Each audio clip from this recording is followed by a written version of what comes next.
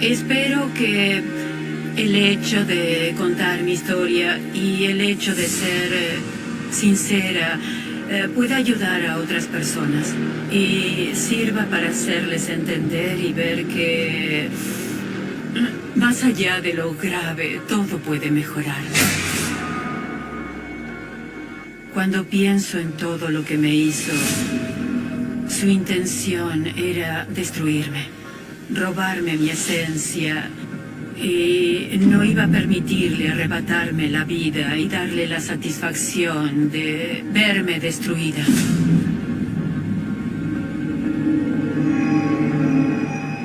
Yo nunca dije en voz alta lo que siento hacia él, nunca dije en voz alta lo mucho que me lastimó, nunca dije en voz alta lo enfadada que estoy, porque me daba miedo esa rabia.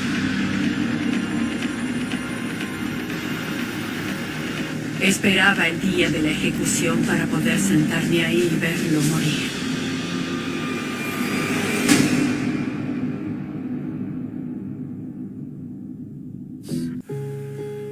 Sí. Cuando conocí a Bob, estaba casi igual de como se lo ve acá. ¿Por qué no puedes mirarla? Pues... no es la foto, es que me hace enfadar. Nunca pensé que fuera capaz de odiar a alguien. Vuelvo a sentir todo, el odio, el enfado, el dolor. Y detesto saber que nunca se irán, que siempre están presentes. No importa cuánto grite o cuánto llore, nunca se irán o nunca desaparecerán del todo. Y sé que es inútil preguntarme el por qué, ya que nunca tendré una respuesta. Pero es una pregunta que debo hacer.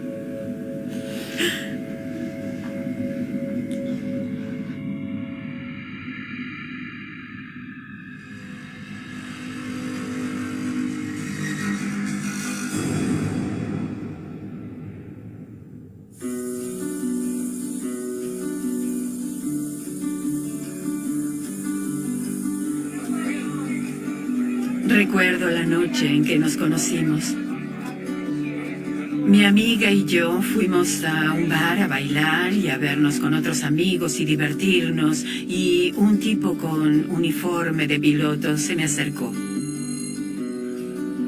¿Cómo estás? Hola.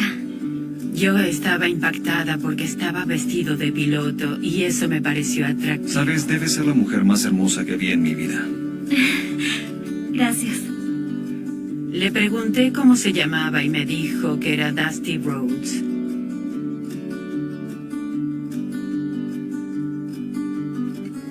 Bebimos unos tragos y bailamos. Empezó a decirme lo hermosa que era. Que yo era la clase de mujer que estaba buscando. Cuando más lo conocía, más parecía ser todo lo que, según mi mamá, tenía que ser un hombre. Responsable, paciente y comprensivo. Y parecía tener todo lo que yo quería en un amigo y quizás después una pareja.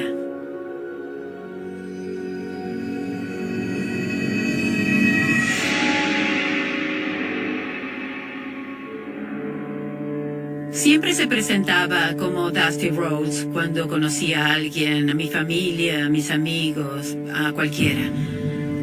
Cuando llevábamos unos 3 meses de relación, Dusty me pidió que fuera a su apartamento.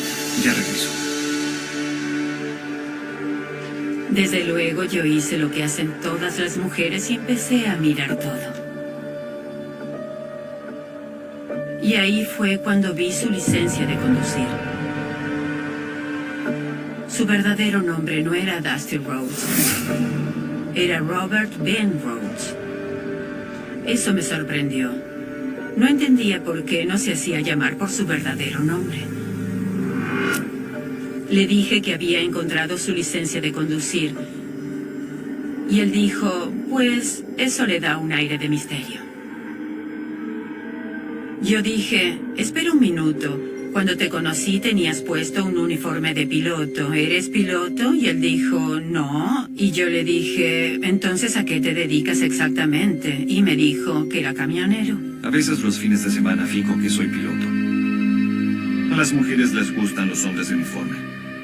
Como a ti. Yo le pregunté, ¿y por qué no me dijiste eso? Y él dijo, es que quería ver cuál era tu reacción. Era como un juego. Yo sentía mucha intriga y todo lo que hacía era enigmático y también lo hacía interesante.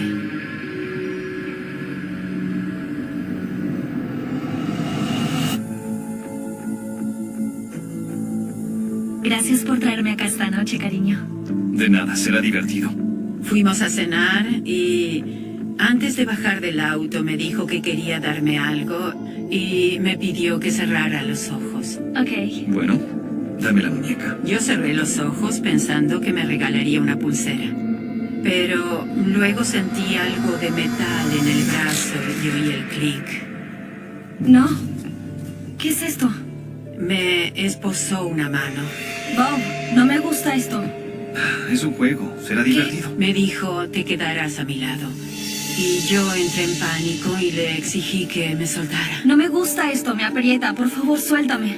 Tengo la llave acá, puedo abrirlas cuando quiera. No es gracioso, no quiero jugar este juego. Debes relajarte un poco, vamos, es divertido. Yo solo quería bajarme del auto allí mismo. ¿No quieres pasar toda la noche conmigo? Pensé que íbamos a estar Pues juntos. quería, pero ya no, sácamelas, sácamelas. Bueno, está bien. Yo agitaba la mano sin parar y le pedía que me la sacara. Espera un segundo. Date prisa, me lastima. Ya está. Él tomó las llaves y las destrabó. Le dije, no vuelvas a hacerme algo así en tu vida. Era una broma. Es que pensé que la entenderías y pensé que te haría reír, ¿sí?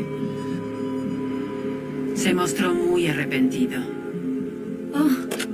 ¡Félix! Oh. Mi amiga pasó caminando por delante del auto y me miró como diciendo, ¿qué rayos pasó? No creerías lo que acaba de hacer Bob. ¿Qué? Le conté lo que había pasado y ella se echó a reír. ¿Por qué te ríes? Es un poco gracioso. Y me dijo, estás muy susceptible. Y eso me hizo pensar que quizás estaba exagerando. Así que, en cierto modo, me convencí de dejarlo pasar. Vamos, no exageres. Relájate. ¿Cómo estás tú? Siempre era atento conmigo. Cada vez que me miraba, me hacía sentir que yo era la única mujer en el mundo. Y era lindo.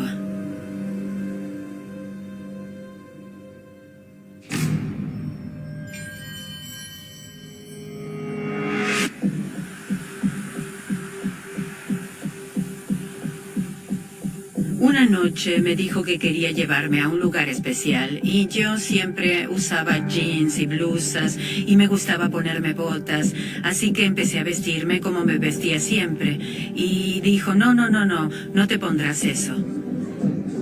Él siempre se fijaba en lo que me ponía y me hizo ponerme una blusa sin espalda, una falda muy corta y tacones altos. Hola, ¿cómo estás? Es un gusto verlo. El gusto es mío. Cuando llegamos ahí, nos ubicaron en lugares específicos.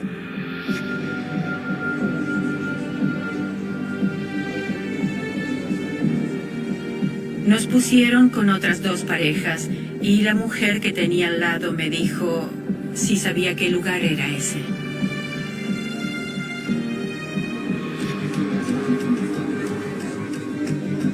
Y luego me dijo, es un club de swingers. Es donde todos intercambian parejas. Y luego me subió la mano por la pierna. Y yo dije,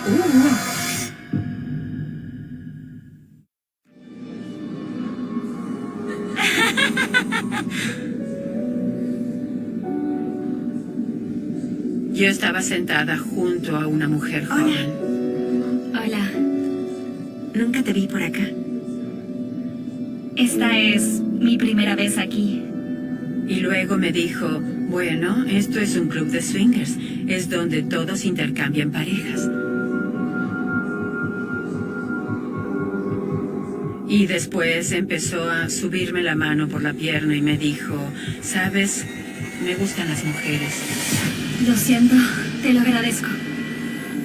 Yo me asusté y me alejé de ella y le dije, qué bueno, pero a mí no.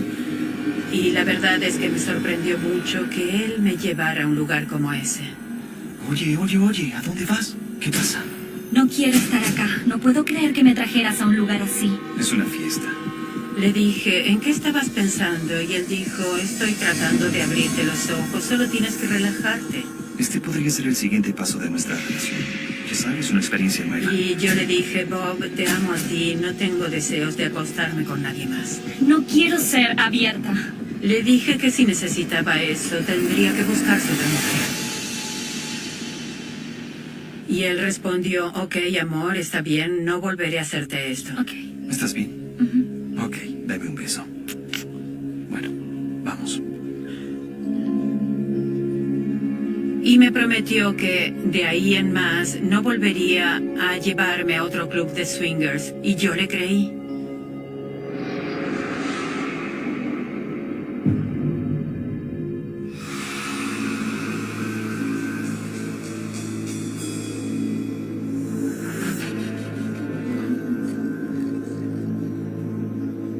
Me dijo que nos habían invitado a ir a una fiesta y que la organizaba un amigo nuestro. ¿Cómo estás, Mark? Lo mismo Y digo. cuando llegamos a la fiesta, todo el mundo estaba bebiendo, charlando, riéndose y pasándola bien. Mark es muy simpático, ¿no? Sí, es muy agradable. simpático. Y luego una amiga mía se me acercó y me explicó todo. Me dijo, esta es la zona segura, acá no te tocará nadie, acá nadie andará desnudo, acá nadie te hará nada. Y si alguien quiere hacer algo, te llevará a los cuartos de atrás. Yo miré a Bob y le dije, ¿piensas tener sexo con otra mujer? Y él dijo, no, nunca te haría eso. Pero podemos divertirnos, no haremos nada, te lo prometo, de veras. Y casi todo el tiempo Bob se quedó ahí conmigo. Creo que fui al baño y al volver no lo encontraba. Y al final alguien me dijo que estaba en uno de los cuartos de atrás. Fui donde dijeron que estaba. Abrí la puerta. Y me quedé ahí. Estaba teniendo sexo con otra mujer. No le dije nada, di la vuelta y me fui. Él se vistió apresurado y salió corriendo detrás de mí. Y estaba enfadado. ¡Debra! Te lo dije. No me gusta este tipo de cosas. Actúas como una niña frente a esto. ¿Por qué no te relajas? Me decía a los gritos que tenía que madurar, que tenía que dejar de ser tan infantil y actuar como una mujer. Y eso me hizo sentir poca cosa. Y me hizo sentir que no era suficiente. ¿Qué pasaba conmigo? Que no le alcanzaba. Y necesitaba eso. ¿Cómo podía pretender que hiciera algo así? Era denigrante. ¿Cuántas veces tengo que decirte que esto no es para mí? Pero tienes que abrirte, tienes que entenderme. Esto es algo que necesito. Y le dije que yo no podía hacer eso y que no iba a hacer. Creo que estarías mejor con otra mujer, imbécil.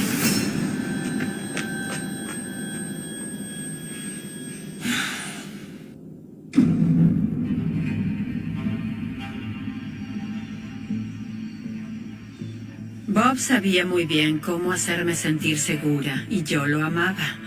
Quería que lo nuestro funcionara. Hola. ¿Cómo estás? Bien. ¿Qué lees? Me aseguró que me amaba y todo volvió a la normalidad. Volvimos a ser una pareja normal. Íbamos a comprar antigüedades los fines de semana, íbamos a desayunar afuera los domingos. Cuando me pidió casamiento, dije que sí porque estábamos muy bien y habíamos pasado 2 años y en ese momento todo andaba muy bien.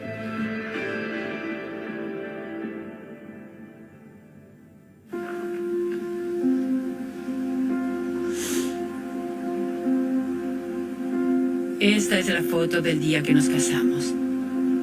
La boda fue muy pequeña para los familiares más cercanos.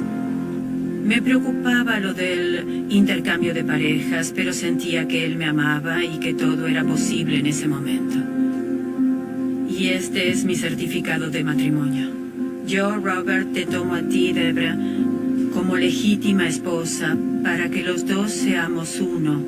En las buenas y en las malas, en la riqueza y en la pobreza, en la salud y en la enfermedad, para amarte y respetarte hasta que la muerte nos separe. Yo creía en mis votos y creía lo mismo que él. Era todo mentira.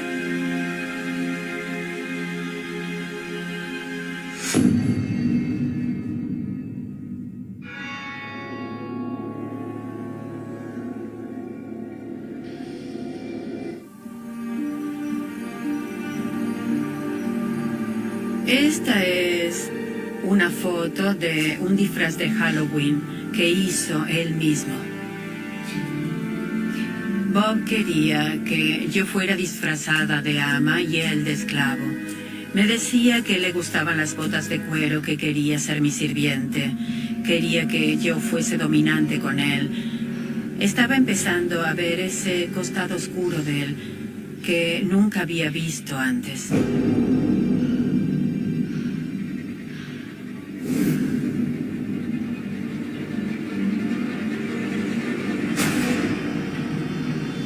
Una noche me fui a acostar y Bob vino a la cama después que yo y no escuché nada esa noche. Cuando me desperté me di cuenta de que tenía las piernas y los brazos atados.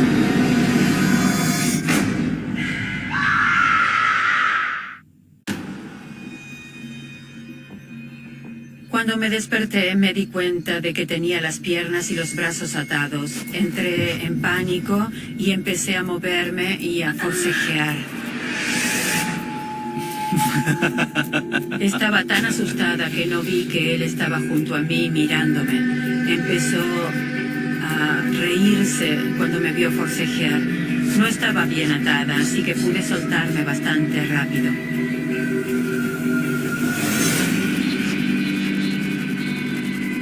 Yo le dije a los gritos, sabes que no me gusta que me aten. ¿Por qué me haces algo así? Sobre todo cuando estoy dormida y no puedo defenderme. Esto es enfermo. ¿Qué te ocurre? ¿Por qué me ataste así? ¿Dónde está tu sentido del humor? No es gracioso. Da mucho miedo. Y me respondió, es que quería ver lo que hacías. Quería ver cuánto te tomaba soltarte. Y quiso hacerlo pasar por una broma.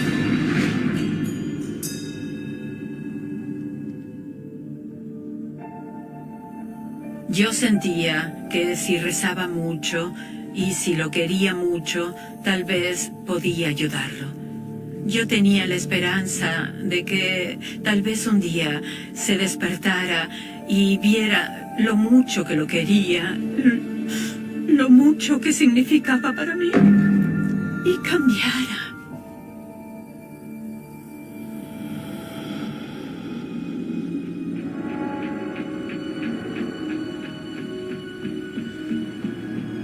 Tenía muchos problemas de salud y vivía yendo y viniendo del hospital.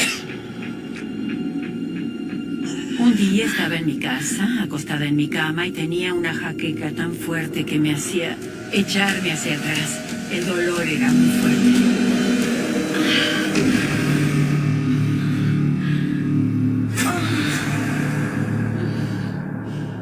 Él se acercó y se sentó junto a mí y quedó mirándome. No trató de ayudarme, no fue a buscar ninguna pastilla, nada. Y yo estaba acostada con un dolor terrible y él seguía ahí mirándome.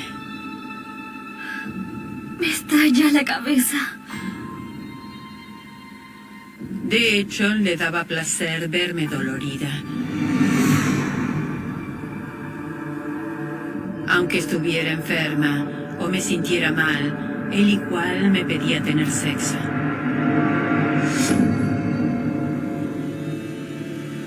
Yo ya no era una persona, me volví un objeto suyo.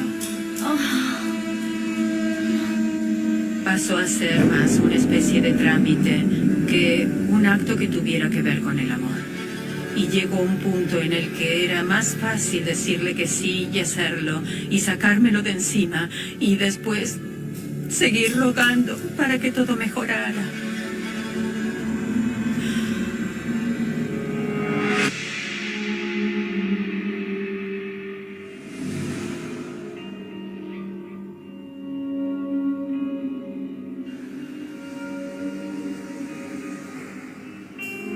Se iba toda una semana y cuando volvía, 1 o 2 semanas después, parecía que toda la ira y toda la tensión y toda la ansiedad que tenía se iban. Bob. Esto se ve delicioso. No estaba tan demandante con el sexo, es decir, igual venía y me abrazaba y luego me besaba. Por lo que yo veía, había dejado atrás todos los fetiches. Él ya no me hablaba de nada de eso. Era un alivio no tener que soportar esa ira.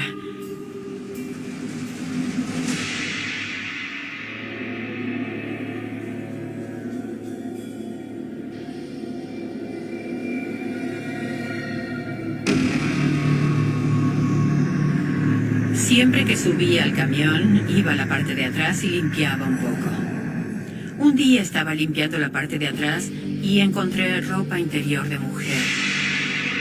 Y me indigné. Enseguida pensé que me había engañado. Me puse celosa, me alteré y me enfadé.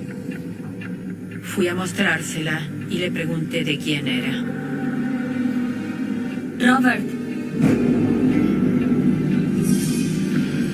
¿Sabes cuántos usan este camión? Puede ser de ellos. Le restó importancia y me dijo que era del otro tipo que manejaba el camión. Tuve que aceptar su respuesta, porque era una explicación válida.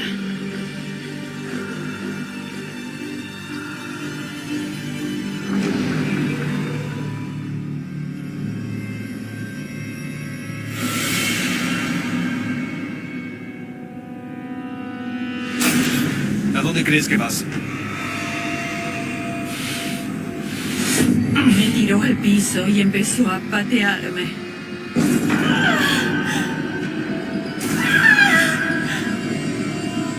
Y yo me acurruqué y le rogué por dentro que se detuviera.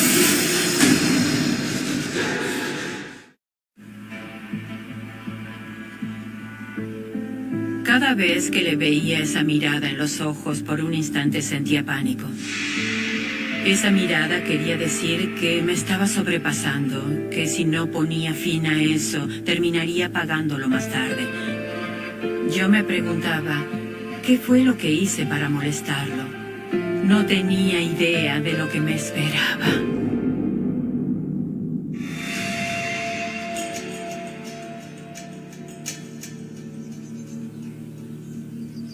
Un día estaba limpiando el auto de Bob y noté que había un maletín debajo del asiento.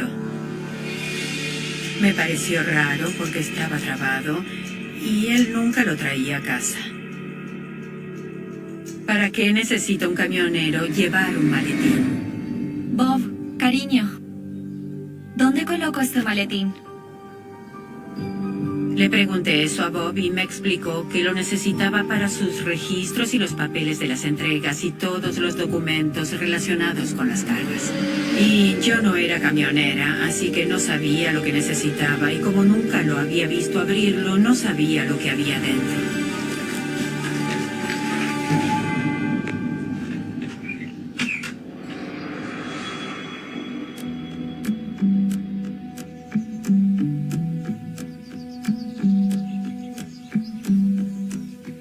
Estaba de muy buen humor y vino a darme un beso y un abrazo. Y luego se sentó junto a mí y me dijo, tengo una sorpresa para ti. ¿Sí? Veamos. Me regaló un anillo. No tenía caja, no tenía precio y parecía ser usado. y le pregunté dónde lo había encontrado. Y él dijo, pues lo encontré en una parada.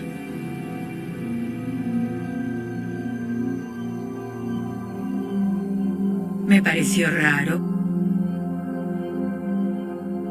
No me sentía cómoda usándolo.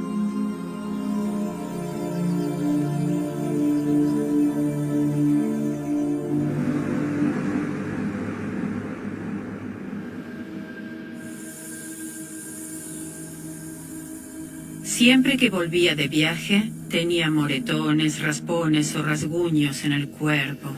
Te hice un sándwich.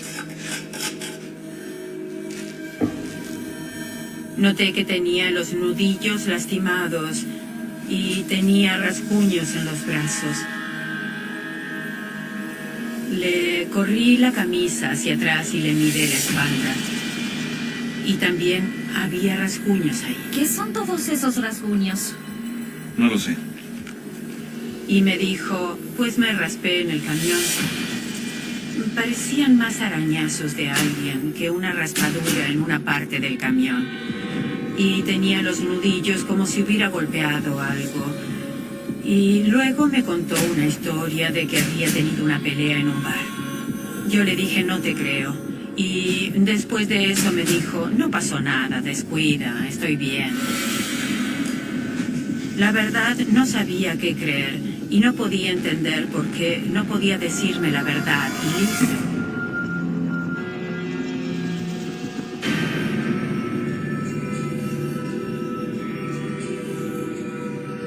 Llegó a casa de trabajo, vino de mal humor.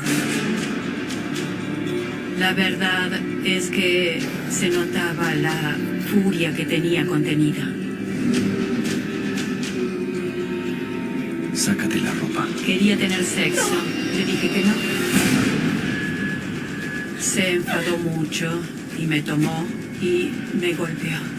Y yo me resistía y le decía que no.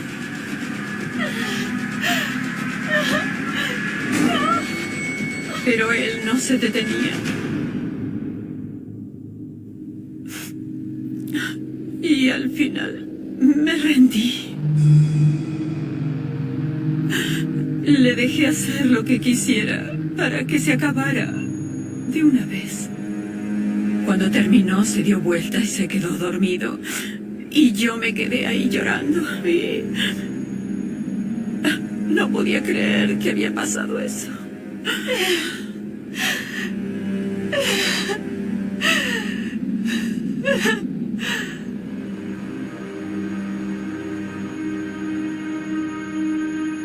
Cuando nos despertamos al otro día, él actuaba como si no hubiera pasado nada la noche anterior. Me sentía tan usada que lo único que quería era irme de ahí. ¿A dónde crees que vas? Ya tuve suficiente. No volverás a hacerme daño nunca.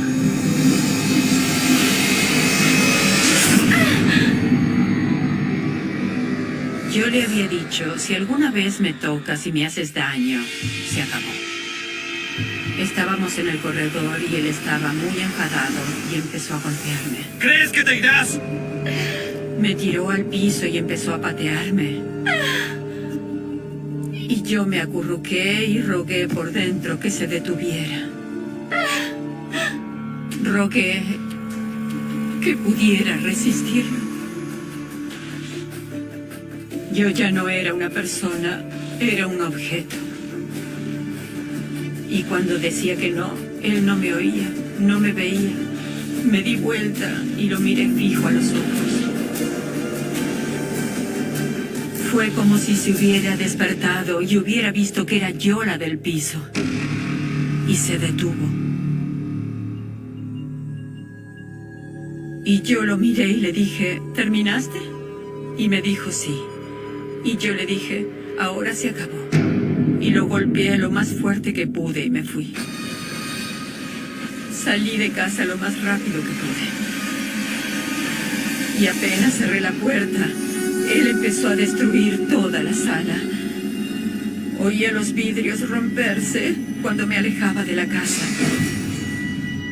Y por fin entendí que no podía ayudarlo. Y que debía pensar en mí.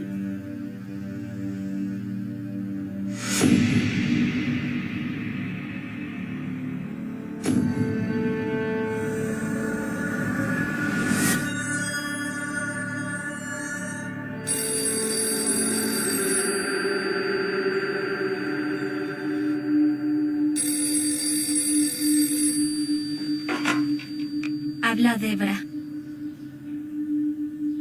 Yo lo dejé en septiembre y la llamada fue el 1 de abril. Lo habían arrestado. Robert. Y le pregunté al agente del sheriff por qué lo habían arrestado. Y él me dijo que por secuestro y violación.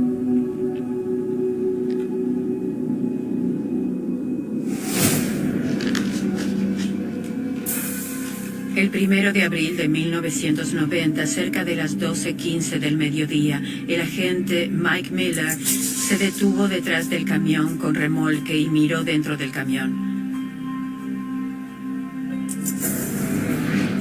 Vio el torso de una mujer blanca. Tenía las manos atadas. Cuando el agente Miller alumbró el interior con la linterna, la mujer gritó y apareció un hombre. El agente Miller esposó al sujeto y luego se acercó a la mujer que estaba en el camión. Al verlo, gritó, «No me haga daño». Pero cuando supo que el agente Miller era agente de policía, ella dijo, «Muchas gracias». Yo no podía creer que fuera capaz de hacerle eso a alguien.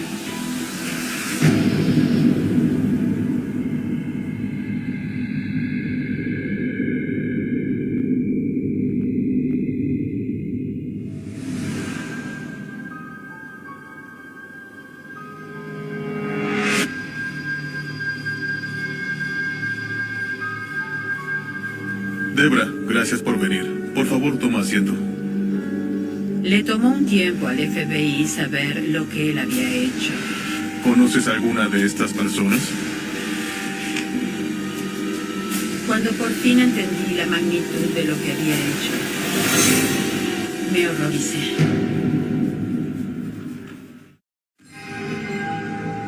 Me llamaron del FBI para pedirme que fuera a la oficina. Toma asiento. Querían que fuera y mirara unas fotos y querían que reconociera a algunas personas.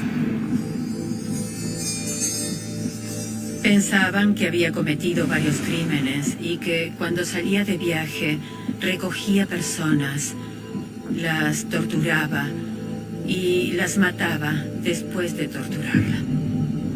El FBI me dijo que llevaba 15 años haciendo esto. ¿Hay algo que sí recuerdes? Tuve que pensar en toda mi vida. Había estado con él casi 8 años y me decían que llevaba 15 años haciendo esto. Es decir, que había hecho esto todo el tiempo que estuve con él. ¿Y cómo podía ser que no lo hubiera visto? El FBI me dijo que habían encontrado un maletín y que era un kit de violación. No solo era eso, sino también era un kit de tortura. Recordé esos rasguños cuando volví a casa, los moretones. Pensé en el anillo que me había regalado y me explicaron que era posible que fuera de una de las víctimas. Y me preguntaron si podía dárselo y yo se los di. Y después me dijeron a cuántas personas podía haber matado. Y era posible que a unas 30 o 40 personas. Y no solo a mujeres, sino a hombres jóvenes también. Y yo pensaba, qué horror.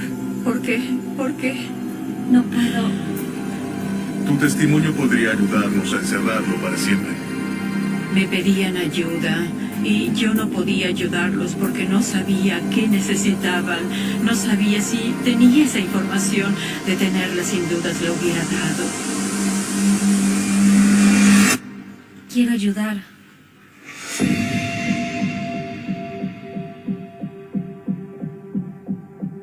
El FBI quería que averiguara cuánta gente podía haber matado. Ellos me dijeron que la única persona a la que el seguro le contaría algo era yo, y me preguntaron si estaba dispuesta a escribirle unas cartas para ver si él podía llegar a contarme algo. Esta es una de las cartas que le escribí a Bob. Querido Bob, somos el uno para el otro. Estoy perdida sin ti y haría lo que fuera por ti porque te necesito. No dejo de pensar en ti, ya que eres el único hombre para mí. Fue difícil. Tuve que decir cosas que no sentía. Tuve que hacerle creer que seguía enamorada de él. Tuve que hacerle creer que aún él podría manipularme. Pero para mí era el único modo en que podía entrar en su cabeza y lograr que me contara algo. Nos escribimos durante casi 2 años y él ponía excusas y nunca me daba una respuesta directa.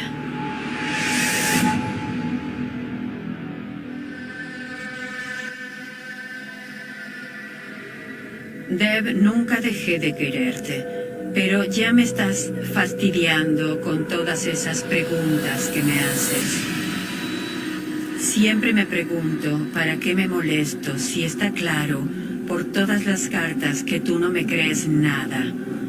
Si de veras te dices a ti misma, creo que él es inocente, vuelve a escribirme y podremos seguir como hasta ahora. Estoy esperando que digas que me crees.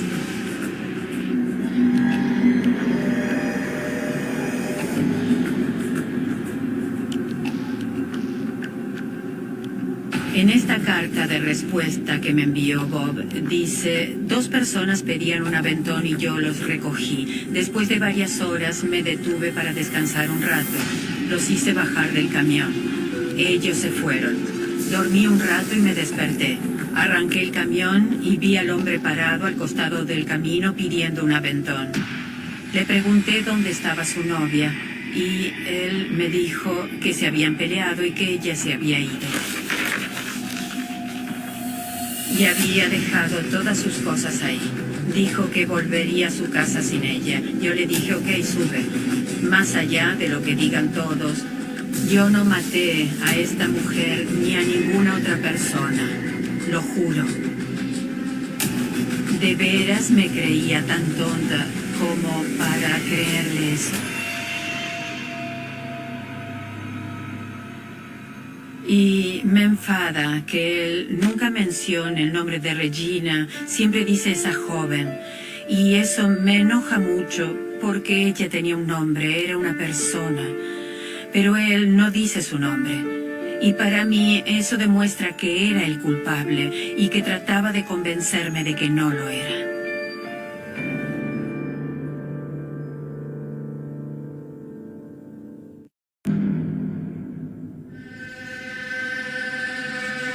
Cuando el FBI vino a mi casa, les dije que él nunca iba a admitir nada por escrito, que si alguna vez llegaba a confesarme algo, pues iba a confesármelo frente a frente, y que yo iba a tener que ir a verlo.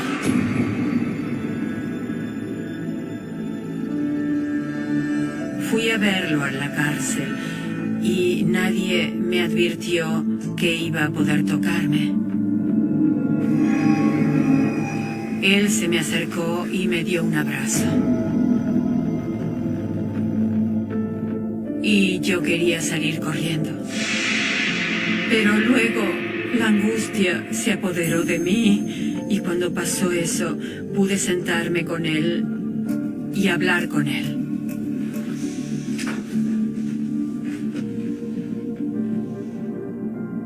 Y traté de empezar a hablar sobre por qué él estaba ahí y por qué trataba de cambiar de tema.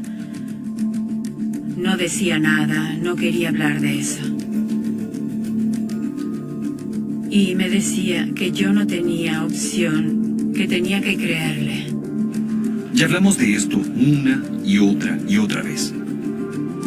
Yo no fui y listo. Y me indignó que pudiera sentarse frente a mí y mentirme directo a la cara. Y él sabía que yo sabía la verdad, porque lo veía en sus ojos. Después de 3 días así, sin que me diera nada de información, me dijo que la próxima vez que yo fuera a verlo, no íbamos a hablar sobre ese tema y que lo olvidara. Quiero que cambies de tema. Llamé al FBI y les dije, hice lo que me pidieron y él no me contó nada. Y me contestaron, pues valió la pena intentarlo. Y yo dije, traté. Y fallé.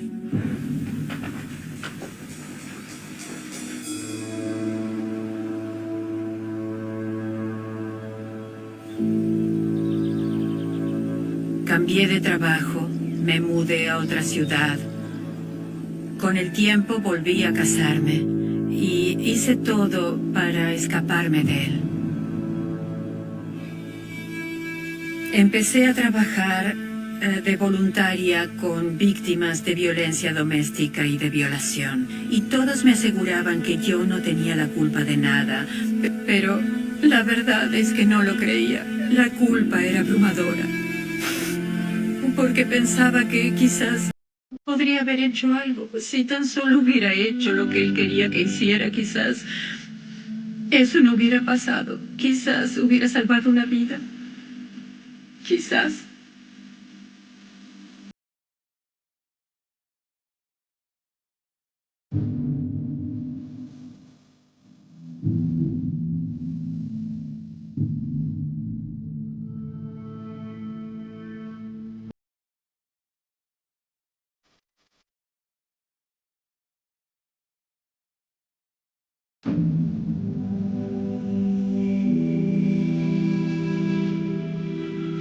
Un agente del FBI me llamó y me dijo que le habían dado cadena perpetua.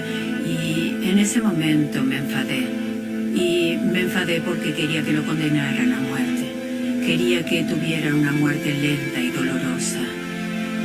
Quería asegurarme de que sufriera todo lo que había hecho y de que sintiera cada segundo de dolor. Lo siento. Es que...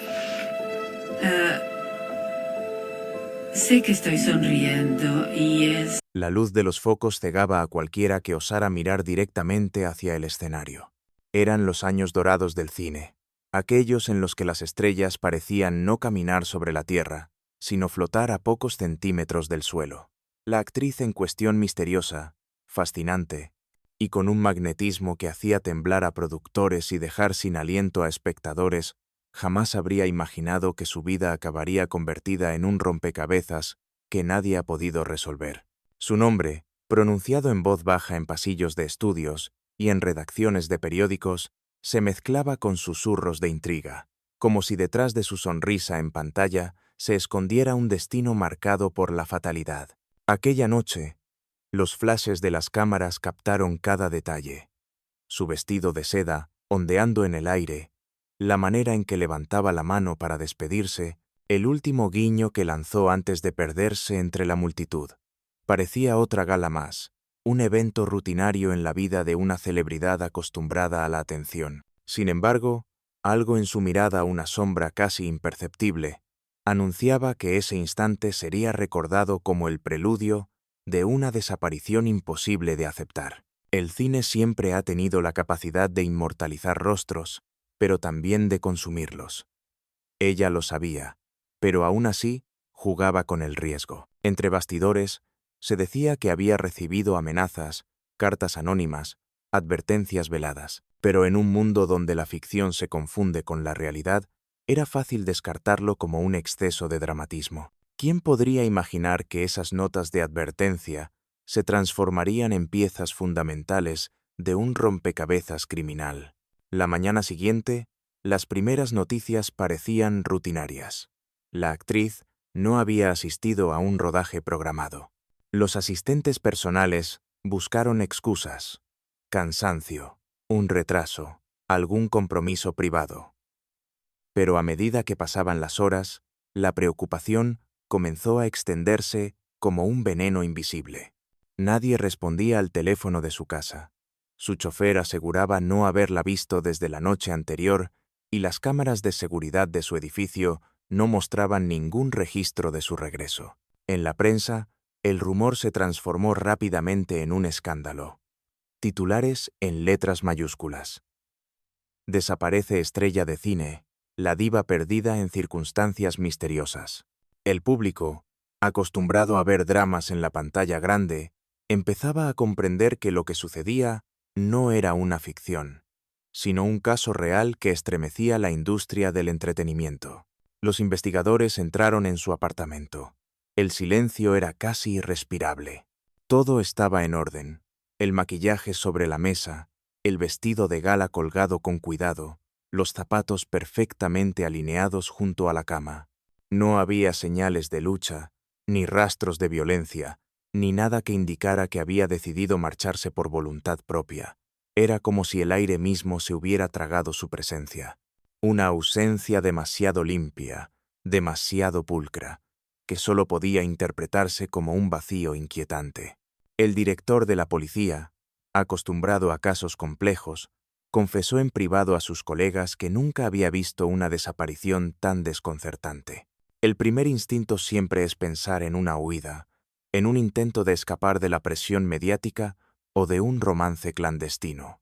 Pero en este caso, todas las pistas apuntaban a algo mucho más oscuro, una desaparición calculada, ejecutada con precisión quirúrgica. En paralelo, los periodistas escarbaban en su pasado. Había rumores de un matrimonio en crisis, de amantes secretos, de contratos disputados con productores poderosos. La imagen perfecta de la actriz empezaba a resquebrajarse bajo el peso de las sospechas. Cada nuevo artículo agregaba más capas de misterio, y lo que en un principio parecía una tragedia personal comenzaba a revelarse como una red de intereses, celos y traiciones. El público estaba dividido. Algunos la lloraban como si ya estuviera muerta. Otros aseguraban haberla visto en distintos rincones del mundo. En un café de París, en un tren rumbo a Viena, en un coche lujoso atravesando las calles de Roma. La confusión era tal que la actriz se convirtió en un fantasma mediático, un espectro que parecía estar en todas partes y en ninguna al mismo tiempo. Y entonces llegó el hallazgo que encendió aún más el fuego del misterio. En un muelle abandonado, cerca de la costa, alguien encontró un pañuelo de seda con sus iniciales bordadas. Estaba manchado de algo que parecía maquillaje corrido y, más inquietante aún, de pequeñas gotas que los peritos identificaron como sangre. La noticia fue un golpe brutal para quienes aún creían que todo era un montaje publicitario o un arrebato personal. Esa prenda se convirtió en la primera evidencia física de que la actriz pudo haber sido víctima de un crimen.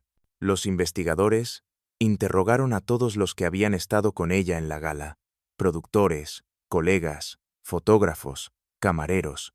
Nadie parecía haber notado nada extraño, salvo una pequeña camarera que confesó haberla visto salir apresurada hacia el estacionamiento, seguida a distancia por un hombre de traje oscuro. Esa declaración, que en otro contexto habría pasado desapercibida, se transformó en la pieza más inquietante del caso. ¿Quién era ese hombre? ¿Un guardaespaldas? ¿Un admirador obsesionado? ¿O alguien mucho más peligroso? El tiempo corría, y con él aumentaba la angustia. Cada minuto sin respuesta era un clavo más en el ataúd invisible de la esperanza. La familia de la actriz imploraba en conferencias de prensa, con lágrimas en los ojos, pidiendo que cualquiera con información se presentara. Pero lo único que llegaba eran rumores, hipótesis y testimonios contradictorios. Una de las teorías más perturbadoras empezó a circular entre los investigadores: que el cuerpo de la actriz ya no existía, que había sido ocultado con una meticulosidad imposible de rastrear. Esa idea, tan brutal como desesperanzadora, calaba hondo en la opinión pública. ¿Cómo podía desaparecer alguien tan famoso, tan expuesto, sin dejar el más mínimo rastro? Mientras tanto, las revistas explotaban el morbo. Fotos de la actriz sonriente eran acompañadas por titulares de terror: el ángel que nunca volvió a casa, asesinato, secuestro o farsa. Las ventas aumentaban, los programas de televisión dedicaban horas enteras al caso, y cada supuesto testigo encontraba micrófonos dispuestos a escucharlo. La actriz, que en vida había buscado controlar su imagen pública, se convertía en un símbolo de la fragilidad humana frente a la voracidad del mundo mediático. La investigación oficial se dividía en dos caminos: quienes creían que se trataba de un secuestro ejecutado por alguien cercano, y quienes sospechaban de la intervención de círculos de poder en la industria del cine, capaces de borrar cualquier huella. Las tensiones entre los propios detectives crecían. Las pistas eran como humo, aparecían para desvanecerse en segundos. Pero un detalle, aparentemente insignificante, encendió una chispa. En las grabaciones de seguridad del estacionamiento, analizadas una y otra vez, se distinguía la silueta de la actriz subiendo a un automóvil negro, justo después de abandonar la gala. Ese coche nunca fue identificado, sin matrícula visible, con vidrios polarizados, como si estuviera diseñado para desaparecer en la noche. Esa imagen, borrosa y siniestra, se convirtió en la última prueba tangible de su existencia antes de desvanecerse del mundo. Las calles se llenaron de carteles con su rostro: desaparecida, ayúdanos a encontrarla. Pero en los corazones de quienes la admiraban, la certeza de que algo irreparable había ocurrido se hacía cada vez más pesada. No era solo la ausencia de un cuerpo, sino la sensación de que el crimen había sido planeado con tal inteligencia que jamás se llegaría a la verdad. En las madrugadas, los vecinos de su edificio aseguraban escuchar ruidos extraños, pasos en los pasillos, puertas que se cerraban solas, ecos de una voz que parecía pronunciar su nombre. Quizás era solo el poder de la sugestión, el peso de la paranoia colectiva. Pero para muchos, la actriz se había transformado en un espectro que vagaba entre la memoria y la leyenda, condenada a vivir en la incertidumbre eterna de una muerte sin cuerpo. La investigación avanzaba lentamente, con más preguntas que respuestas. Cada sospechoso interrogado parecía esconder más de lo que revelaba. Cada pista que surgía terminaba en un callejón sin salida. Y en medio de todo, la figura de la actriz crecía como un mito. La mujer que murió, pero cuyo cuerpo nunca apareció. El eco de la noticia ya no pertenecía únicamente al círculo del cine. Había atravesado fronteras, saltado océanos y se había instalado en la mente de millones de personas en todo el mundo. La actriz se había convertido en un enigma global. Era imposible encender la radio sin escuchar su nombre. Imposible abrir un periódico sin ver su rostro. El mundo entero parecía participar en la búsqueda, pero lo que crecía no era la claridad, sino la sombra. Los detectives habían marcado un mapa en la pared de la comisaría, lleno de fotografías, líneas rojas y flechas apuntando a rostros de interés. Entre ellos estaban productores influyentes, actores rivales, periodistas de espectáculos y hasta familiares que parecían ocultar más de lo que admitían. El rompecabezas se expandía con cada testimonio, pero cuanto más grandes se volvían las piezas, más difícil resultaba ensamblarlas. Una testigo inesperada se presentó en la comisaría con un relato que heló la sangre de los investigadores. Dijo haber visto a la actriz en el muelle, horas después de la gala. Estaba acompañada por un hombre alto, con un sombrero que ocultaba su rostro.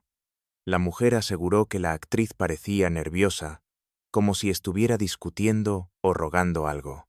Después, ambos subieron a una lancha que desapareció en la oscuridad del mar. Esa declaración encajaba de manera inquietante con el hallazgo del pañuelo en la misma zona. El mar, vasto y despiadado, se convertía así en un protagonista silencioso. Las autoridades desplegaron barcos y buzos, peinaron cada rincón del litoral, revisaron cuevas y depósitos sumergidos, pero no encontraron nada, ni un zapato, ni un trozo de ropa, ni un cuerpo. Nada. El océano parecía haberse tragado a la actriz, borrando cualquier huella de su paso. Las hipótesis se multiplicaban. ¿Había sido arrojada al agua para desaparecer sin dejar rastro? ¿O estaba viva en algún escondite secreto, esperando el momento de reaparecer? Cada teoría parecía tan plausible como descabellada, y esa incertidumbre era la que mantenía a todos en vilo. En la intimidad de su familia, el dolor era insoportable. La madre de la actriz, una mujer mayor de rostro marcado por arrugas de angustia, aparecía constantemente ante las cámaras, implorando por noticias. Sus ojos se hundían más cada día, y su voz, quebrada por el llanto, se transformó en el símbolo de la tragedia. La gente la miraba y sentía que no solo desaparecía una estrella, sino también una hija, una amiga, una mujer de carne y hueso arrancada de la vida de quienes la amaban. Pero detrás del drama familiar, la maquinaria mediática no se detenía. Se organizaban debates televisivos donde supuestos expertos en criminología lanzaban teorías descabelladas, desde sociedades secretas que eliminaban a figuras incómodas hasta secuestros para chantajes políticos. Los programas competían por la audiencia, alimentando el morbo con cada nuevo rumor. La tragedia se había convertido en espectáculo, y el espectáculo en un negocio. Entre las muchas versiones, una en particular resonó con fuerza. Un periodista de investigación, conocido por sus revelaciones escandalosas, publicó un artículo en el que insinuaba que la actriz había descubierto secretos comprometedores sobre ciertos magnates de la industria del cine. Según su hipótesis, había sido silenciada para siempre. El texto causó un terremoto. Productores citados en el artículo amenazaron con demandas, mientras otros preferían callar, como si temieran que hablar pudiera costarles la vida. En medio de esa tormenta, los detectives lograron rastrear al misterioso automóvil negro visto en las cámaras de seguridad. Pertenecía a una empresa de alquiler vinculada a un nombre desconocido, un hombre que no tenía relación aparente con la actriz. Cuando intentaron localizarlo, descubrieron que había abandonado el país apenas un día después de la desaparición. Ese dato abrió un nuevo camino. Pero también planteaba una duda perturbadora. ¿Era él el responsable directo? ¿O solo una pieza en una red mucho más compleja? Mientras la investigación avanzaba entre silencios y puertas cerradas, un segundo hallazgo sacudió la calma aparente.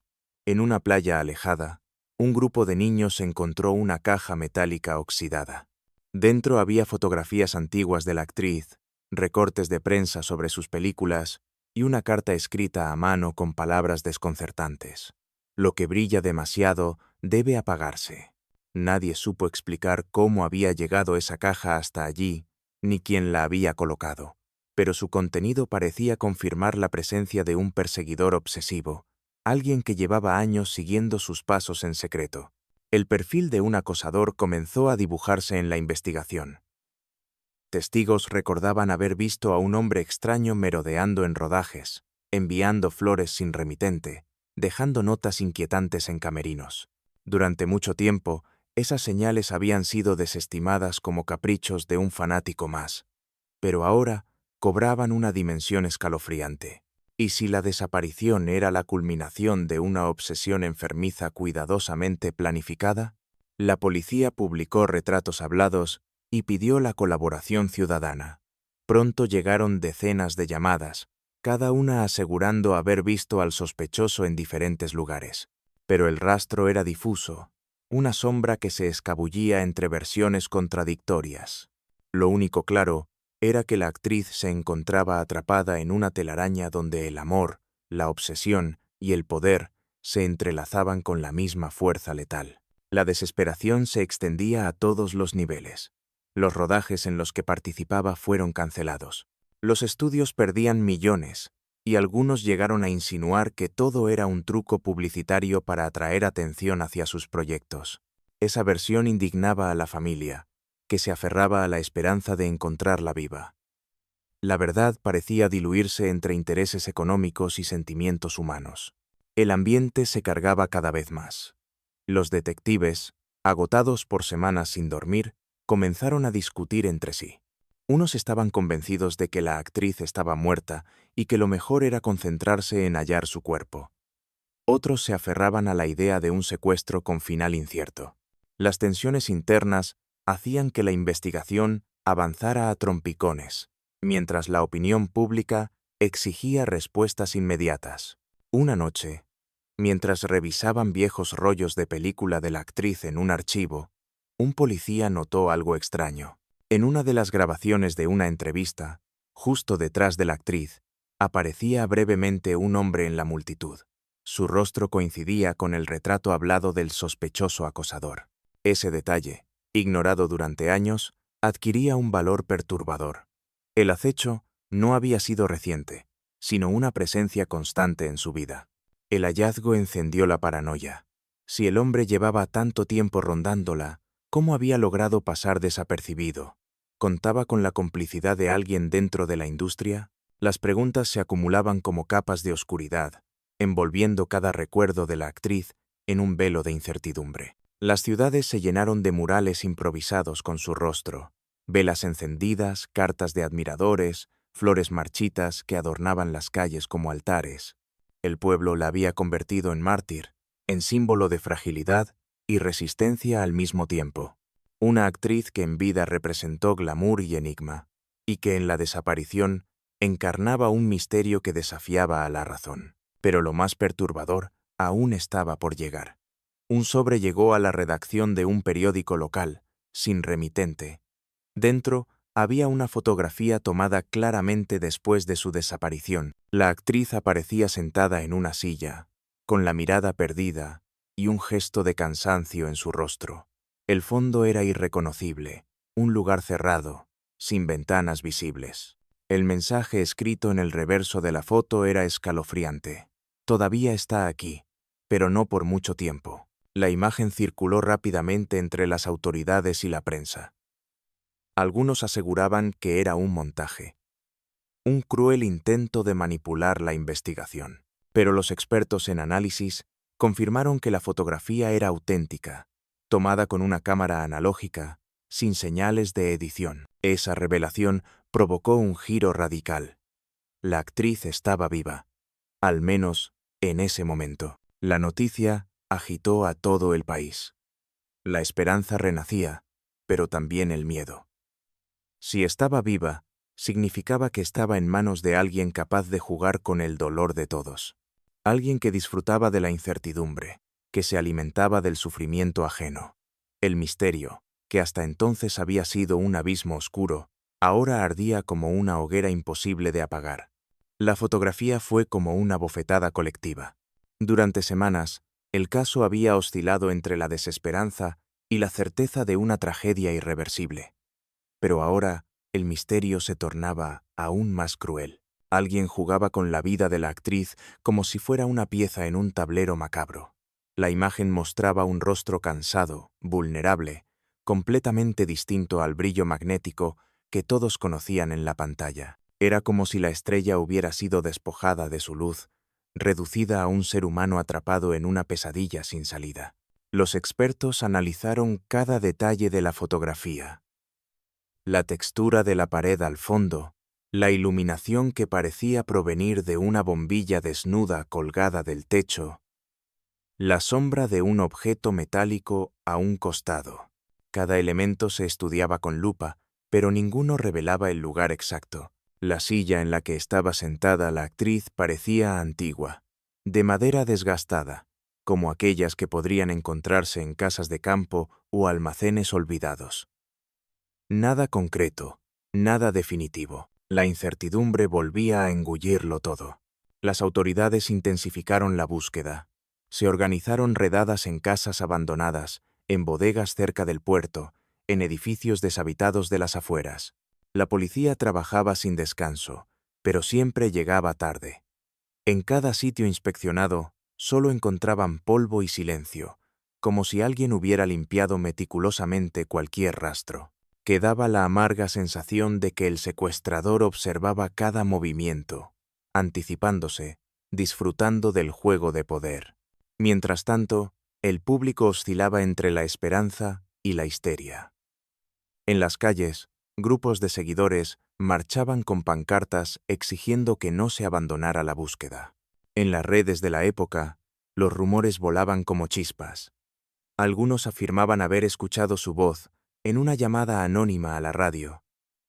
Otros aseguraban que la habían visto detrás de una ventana en un barrio apartado.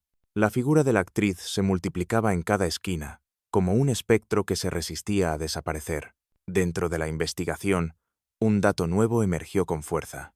El análisis de la tinta de la carta que acompañaba la fotografía reveló que provenía de un tipo de bolígrafo poco común, distribuido solo en determinadas papelerías de lujo. Ese hallazgo llevó a los detectives hasta un comerciante que recordaba haber vendido varios de esos bolígrafos a un hombre de aspecto elegante, con acento extranjero. Su descripción coincidía, en parte, con el misterioso sujeto del automóvil negro. La pista, aunque tenue, parecía acercarlos un poco más a la verdad. Pero la verdad no se dejaba atrapar tan fácilmente. Poco después, un nuevo sobrellegó a la policía. Dentro había otra fotografía. Esta vez, la actriz aparecía de perfil, con la mirada fija en el suelo. El reverso contenía un mensaje más perturbador aún. El final está más cerca de lo que creen. La letra era idéntica a la del primer sobre. El mensaje, calculado y cruel, se clavaba como una daga en el corazón de quienes aún mantenían la esperanza. El caso alcanzaba ya proporciones insoportables. Los investigadores comenzaron a considerar la posibilidad de estar frente a un criminal que no buscaba dinero ni poder, sino protagonismo. Un ser que se alimentaba del sufrimiento colectivo, que disfrutaba de convertir la vida y la muerte de una mujer en un espectáculo mediático. Ese perfil era aún más aterrador que cualquier otra teoría. Un secuestrador sin motivaciones claras, guiado únicamente por el placer de dominar y aterrorizar. La familia de la actriz, quebrada por el dolor, aceptó reunirse con los detectives en privado. Fue en esa conversación cuando surgió un detalle que hasta entonces había pasado desapercibido. La madre recordó que, en los meses previos a la desaparición, su hija había mencionado varias veces sentir que alguien la seguía. Incluso, había comentado que encontraba objetos extraños en su camerino. Una rosa negra, una muñeca rota, un espejo con un cristal astillado. Señales que parecían advertencias veladas, pero que nadie tomó con seriedad. Ahora, cada uno de esos recuerdos se convertía en un presagio macabro. La prensa no tardó en amplificar esas revelaciones. La actriz sabía que estaba en peligro, gritaban los titulares. La opinión pública comenzaba a enfurecerse no solo con el secuestrador, sino también con las autoridades que parecían incapaces de protegerla. El caso, que ya era un drama humano, se transformaba en una crisis social que dividía al país.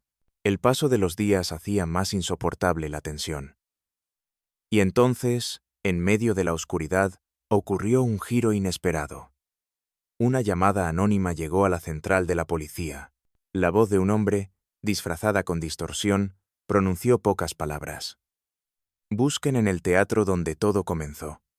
Después colgó. La línea no pudo rastrearse. El teatro al que se refería la llamada era un lugar emblemático, el mismo donde la actriz había debutado años atrás, mucho antes de convertirse en una estrella de cine. El edificio llevaba tiempo cerrado, abandonado a la humedad y al polvo. Esa pista parecía salida de una película demasiado perfecta para ser casual. Sin embargo, los detectives decidieron investigar. Esa noche, un equipo ingresó en el teatro. El aire olía a madera podrida y a telones húmedos. Las butacas estaban cubiertas de polvo, y las paredes crujían como si recordaran las voces del pasado. El escenario, testigo de sus primeros triunfos, parecía ahora un mausoleo. Los policías avanzaron con linternas, iluminando cada rincón, y en medio del escenario encontraron algo que hizo temblar a todos. Un vestido de gala idéntico a uno que la actriz había usado en una de sus películas más famosas, colgado en un perchero bajo la luz de un reflector encendido. Nadie pudo explicar cómo había llegado allí, ni quién lo había colocado. Era un símbolo, un mensaje, un recordatorio de que el secuestrador no solo controlaba la vida de la actriz, sino también la narrativa del terror. El hallazgo se filtró rápidamente a la prensa, y el teatro se convirtió en un lugar de peregrinación para curiosos y fanáticos. La policía cerró el acceso, pero el misterio ya había prendido fuego en la imaginación colectiva. El secuestrador, quienquiera que fuera, parecía estar escribiendo un guión macabro en el que todos eran espectadores involuntarios. Al día siguiente, llegó un tercer sobre. Dentro, una nueva fotografía. La actriz aparecía de pie, con las manos atadas y una expresión de agotamiento absoluto. En el reverso, un mensaje devastador. El último acto se acerca. La elección de palabras, vinculada directamente con el hallazgo en el teatro, confirmaba que todo estaba diseñado como una representación, un espectáculo cruel donde la víctima era la protagonista obligada. Los investigadores comprendieron que no tenían mucho tiempo. El secuestrador estaba construyendo un clímax, un final que prometía ser tan impactante como irreversible. Pero, ¿dónde? ¿Cuándo? La incertidumbre los devoraba. En medio de esa desesperación, surgió una pista inesperada. Un viejo técnico de cine se presentó en la comisaría con un testimonio inquietante. Dijo haber trabajado en rodajes con la actriz y recordó haber visto varias veces a un hombre merodeando por los estudios, siempre en la sombra. Lo describió como alguien que parecía conocer demasiado bien los horarios y los movimientos del equipo, como si tuviera acceso a información privilegiada. Ese hombre, según él, estaba obsesionado con la actriz y solía repetir una frase inquietante: «El telón caerá solo cuando yo lo decida».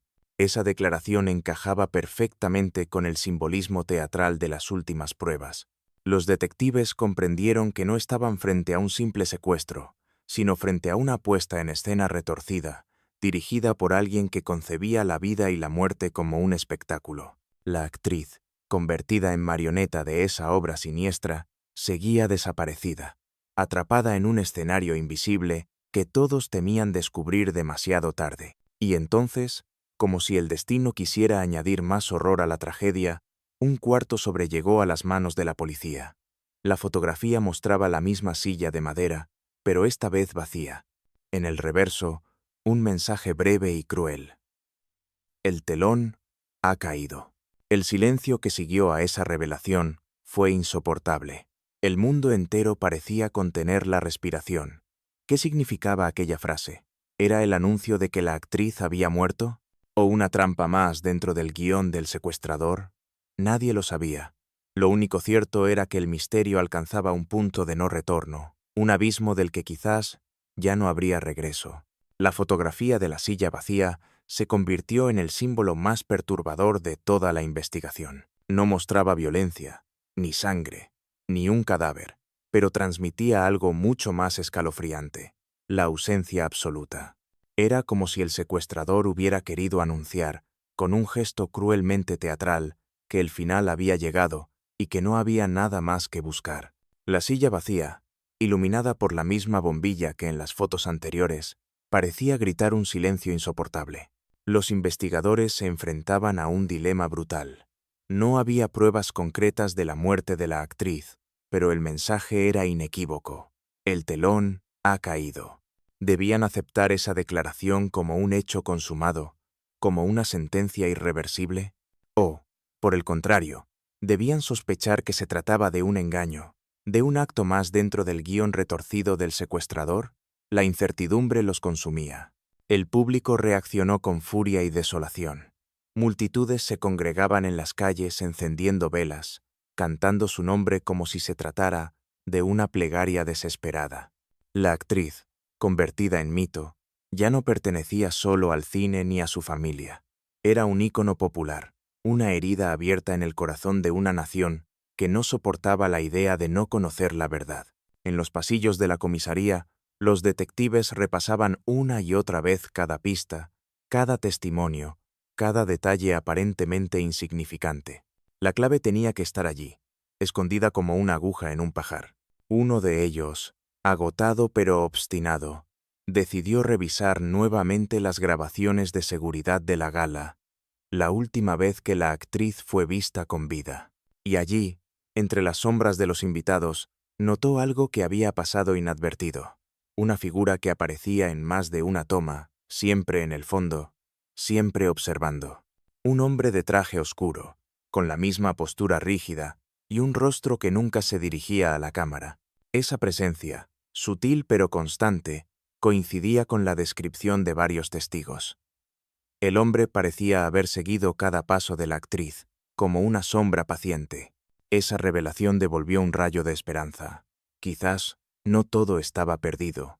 Quizás el secuestrador había cometido un error al dejarse ver. La policía intensificó las investigaciones y pronto surgió un nombre. Se trataba de un ex técnico de iluminación que había trabajado en producciones teatrales y cinematográficas años atrás. Su historial mostraba comportamientos extraños, obsesiones con actrices, despidos por conductas inapropiadas, denuncias archivadas que nunca llegaron a juicio. Alguien que había estado cerca del mundo del espectáculo, pero siempre en la penumbra, sin reconocimiento, sin aplausos. Un hombre invisible que ahora parecía reclamar, con violencia, el protagonismo que la vida le había negado. El hallazgo encendió una carrera contrarreloj. Se rastrearon viejas direcciones, se allanaron almacenes donde había trabajado, se revisaron contratos olvidados en oficinas polvorientas. Y en medio de esa búsqueda, la policía encontró algo que estremeció a todos. En un viejo baúl guardado en un sótano, aparecieron decenas de objetos relacionados con la actriz, recortes de prensa, fotografías tomadas a escondidas, entradas de cine con su nombre marcado en tinta roja, e incluso mechones de cabello cuidadosamente guardados en frascos de cristal. Era el altar secreto de un obsesivo. Cada pieza confirmaba que la actriz había sido vigilada durante años, que cada paso suyo había estado bajo la mirada enfermiza de ese hombre. Y lo más perturbador, en una de las cajas encontraron una libreta donde había escrito frases repetidas una y otra vez, como un mantra siniestro: el final será mío. Con esas pruebas, la policía ya no tenía dudas. El secuestrador había planeado todo con precisión, escribiendo una obra macabra en la que la actriz no era más que un personaje atrapado. Sin embargo, aún faltaba lo esencial: el cuerpo. Sin él, el caso seguía siendo un abismo lleno de preguntas. La prensa devoró la noticia. El hombre de las sombras, lo llamaban. La historia se volvía aún más inquietante.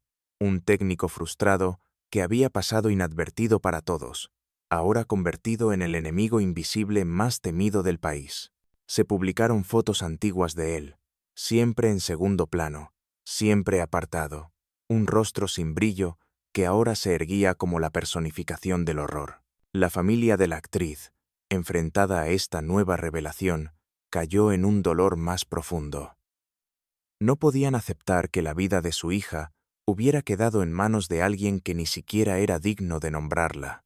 La madre, entre sollozos, declaró ante la prensa: si está muerta, al menos tráiganme su cuerpo. No quiero vivir con esta incertidumbre.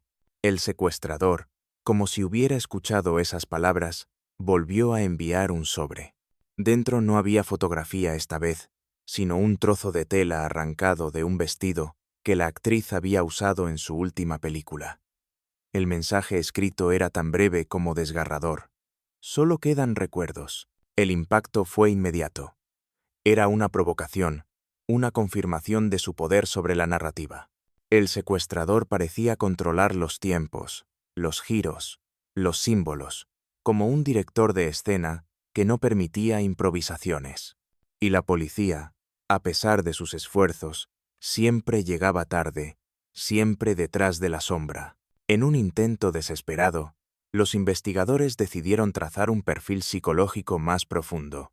Consultaron a especialistas en criminología, quienes coincidieron en un punto. Aquel hombre no buscaba dinero ni rescate, sino trascendencia. No se trataba de una desaparición para obtener algo, sino de una obra de destrucción diseñada para dejar huella en la historia. Su placer no estaba en poseer a la actriz, sino en borrar su existencia física para inmortalizarla en el misterio eterno. Esa idea era insoportable para todos. Una actriz amada por millones, reducida a un fantasma por el capricho de un hombre que había decidido escribir su final con tinta invisible.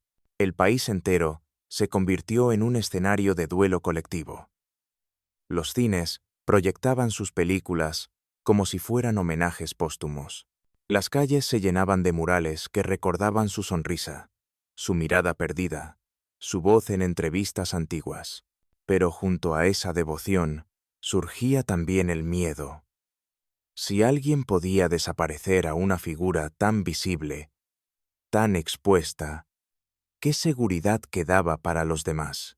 Los detectives, exhaustos pero determinados, encontraron una pista más en los objetos del baúl, un recibo de alquiler de un almacén en las afueras de la ciudad. Decidieron actuar de inmediato. La operación se organizó en secreto, sin filtraciones a la prensa. Cuando irrumpieron en el lugar, lo que encontraron los dejó sin aliento. Un escenario improvisado, con telones rojos, reflectores viejos y una butaca solitaria frente a las tablas. En el centro del escenario, otra silla de madera, idéntica a la de las fotografías, vacía, iluminada por un foco que parecía eterno. El silencio en esa sala improvisada era tan opresivo que los agentes sintieron un escalofrío recorrerles la espalda. El secuestrador había recreado un teatro privado, un altar al delirio, y en las paredes colgaban fotografías de la actriz en diferentes momentos de su carrera, como si cada una fuera un acto de la obra que él había decidido escribir. Pero el cuerpo no estaba allí, ni un solo rastro de ella, solo símbolos, recuerdos y el eco de una obsesión imposible de extinguir. El director de la investigación, con los ojos hundidos por la falta de sueño, murmuró una frase que quedó grabada en la memoria de todos. Estamos luchando contra un fantasma. Él nos guía, nosotros solo seguimos. Y en ese momento, como si el destino se burlara de ellos, un nuevo sobrellegó a la central. Dentro había una última nota, escrita con la misma caligrafía perturbadora. Busquen bajo las luces, donde los aplausos callan. El mensaje era otra invitación envenenada, una pista cargada de ambigüedad, que podía significar un estadio, un teatro, un cine, un lugar donde la gloria se convierte en silencio, donde el brillo se apaga para siempre. La carrera contra el tiempo se volvía más desesperada.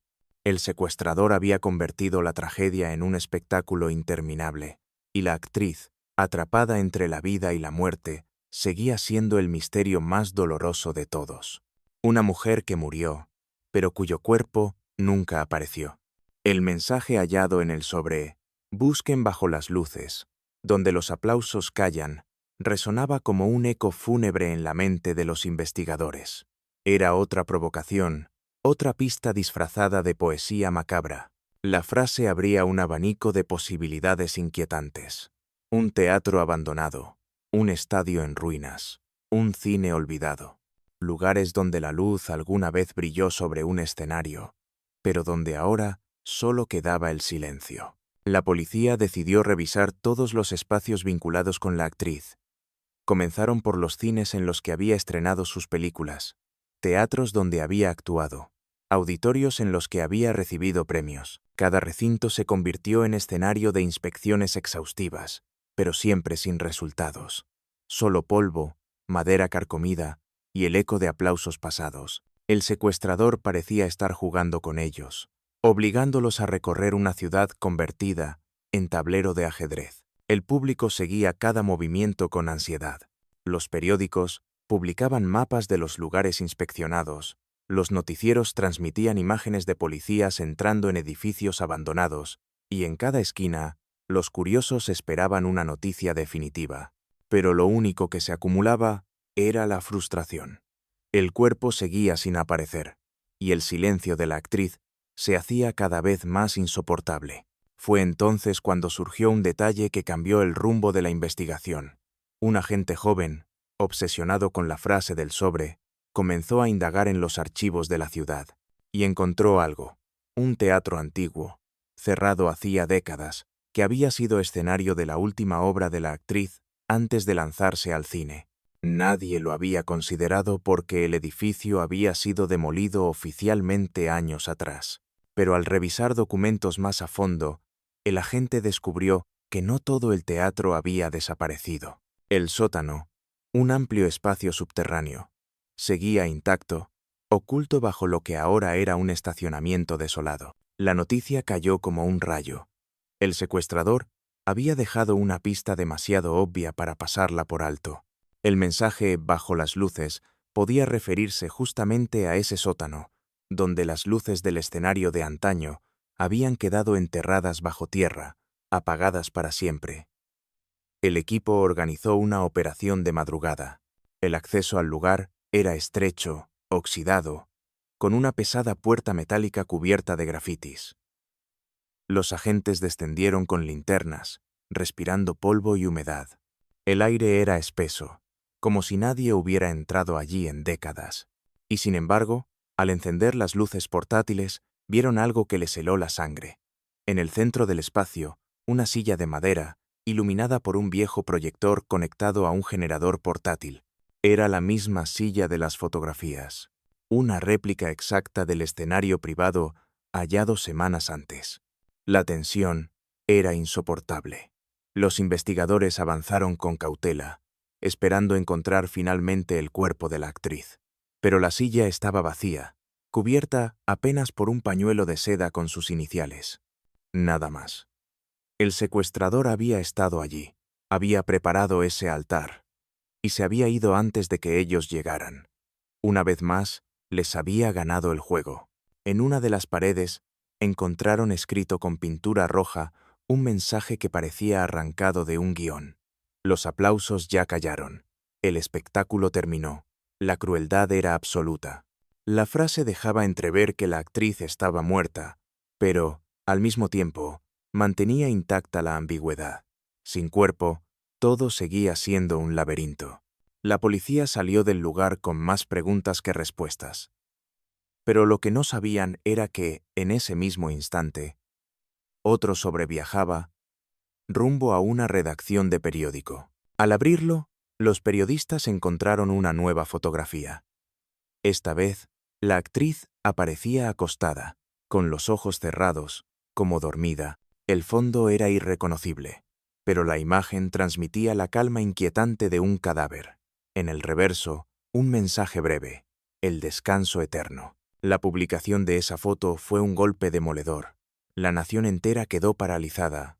Los más escépticos aún dudaban de la autenticidad, pero los expertos confirmaron que no había señales de manipulación. Si era real, aquello significaba que la actriz estaba muerta. Sin embargo, lo perturbador era lo mismo de siempre. No había cuerpo, solo imágenes, símbolos, insinuaciones. El secuestrador había logrado convertir la ausencia en su arma más poderosa. La familia, devastada, organizó un velorio simbólico. Colocaron su retrato en una capilla llena de flores, y cientos de personas acudieron a despedirse de alguien cuyo destino aún era un misterio. Las lágrimas se mezclaban con la rabia. Nadie entendía cómo una mujer tan visible, tan querida, podía desaparecer de forma tan absoluta. Pero entre tanto dolor, un nuevo hallazgo abrió otra grieta en el caso. Un investigador privado, contratado por un productor amigo de la actriz, descubrió que el supuesto secuestrador no había actuado solo. Había registros de llamadas telefónicas con otra persona, alguien con acceso directo a la vida de la actriz, alguien de su círculo cercano. Esa revelación era un terremoto. Significaba que la traición había estado más cerca de lo imaginado. La sospecha se centró en un asistente personal, un hombre joven que llevaba años trabajando con ella. Era quien conocía su rutina, sus horarios, sus temores. Los detectives lo interrogaron, y aunque negó cualquier implicación, sus respuestas eran evasivas. La policía descubrió que, pocos días después de la desaparición, había retirado una suma importante de dinero en efectivo y había desaparecido de la vista pública durante una semana. Cuando intentaron presionarlo más, huyó del país con documentos falsos. Esa fuga confirmaba que no era inocente, pero aún no estaba claro si había participado en el secuestro directamente, o si solo había facilitado información al hombre de las sombras. Lo cierto era que la red de culpables parecía más grande de lo que nadie había imaginado. Mientras tanto, la prensa seguía alimentando el morbo. Algunos titulares hablaban ya de la actriz fantasma. Otros aseguraban que jamás habría un cierre para el caso. La sociedad vivía atrapada en una mezcla de duelo y fascinación.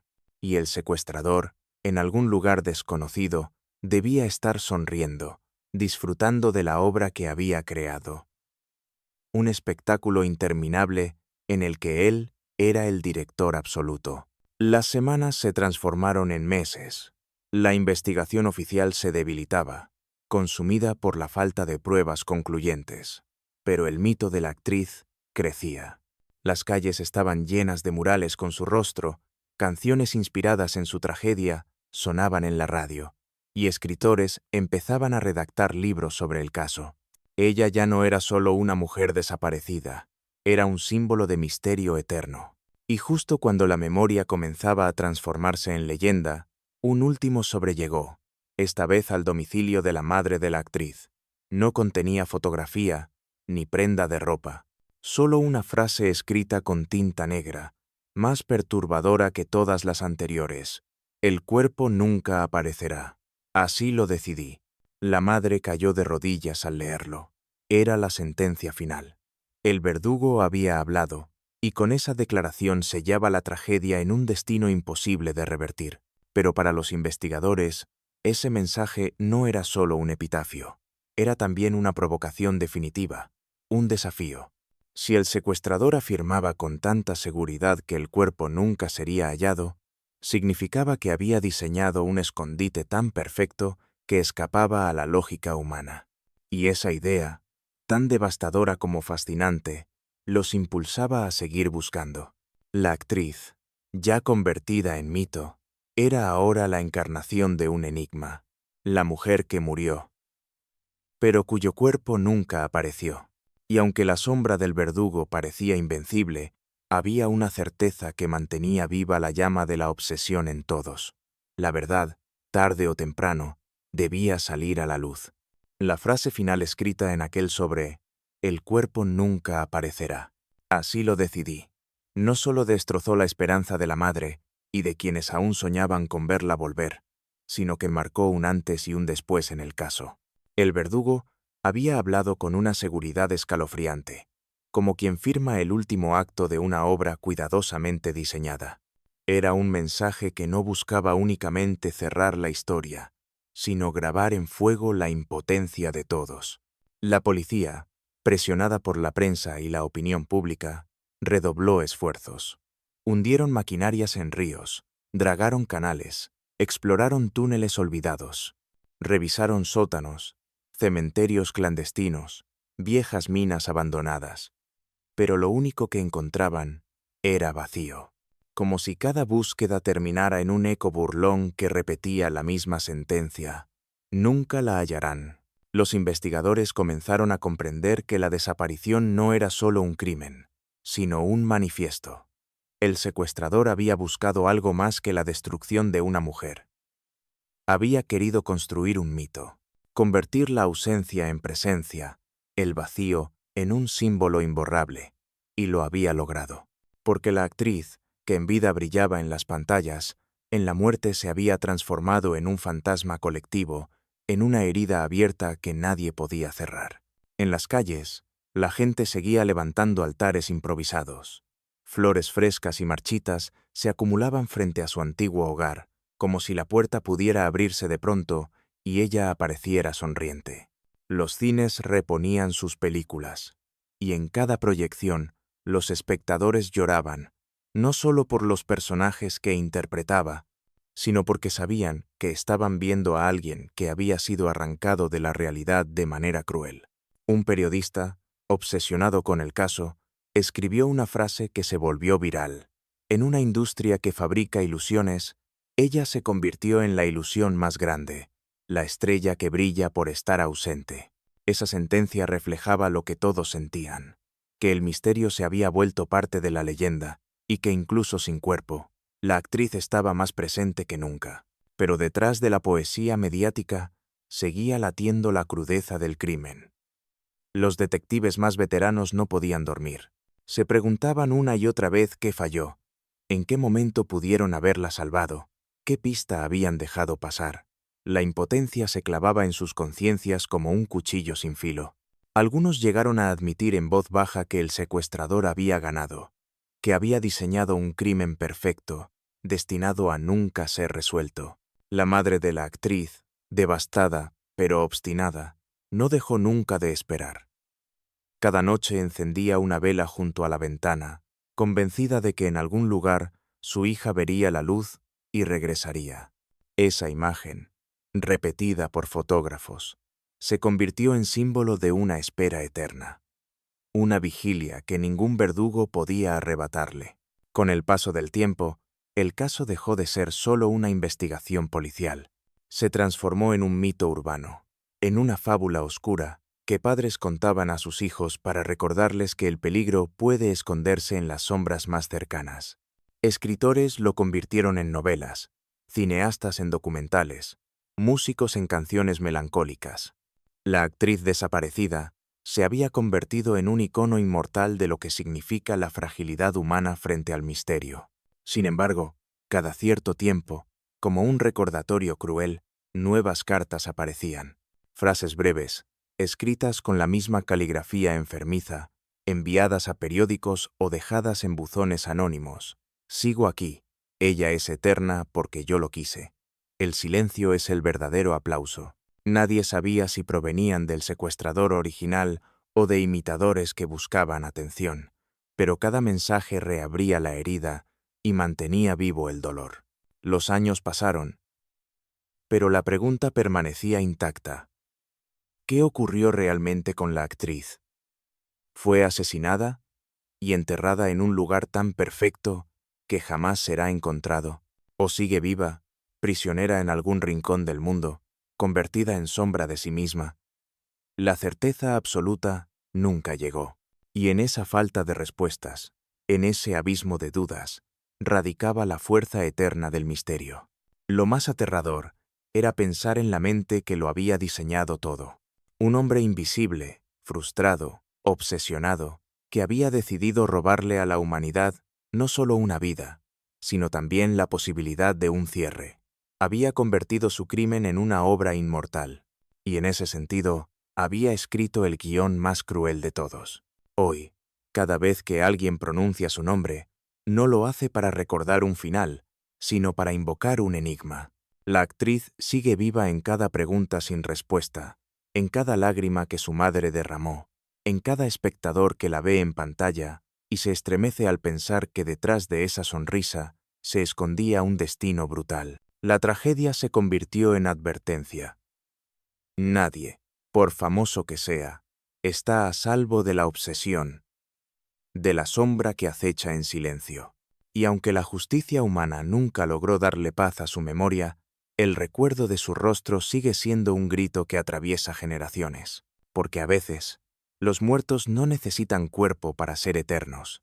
Y ella, la actriz que murió, pero cuyo cuerpo nunca apareció, permanece en la historia como un misterio sin desenlace, como una llama que ni el tiempo ni el olvido han podido apagar.